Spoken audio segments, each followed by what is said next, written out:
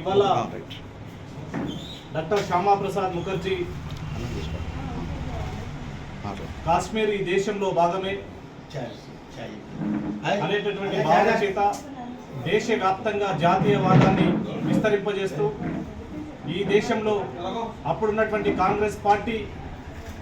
ఈ దేశ హితాన్ని కాకుండా స్వాభిమానానికి వ్యతిరేకంగా కమ్యూనిస్టులు కానీ కాంగ్రెస్ పార్టీ యొక్క విధానాలను ఎక్కడికక్కడ ఎండగడుతూ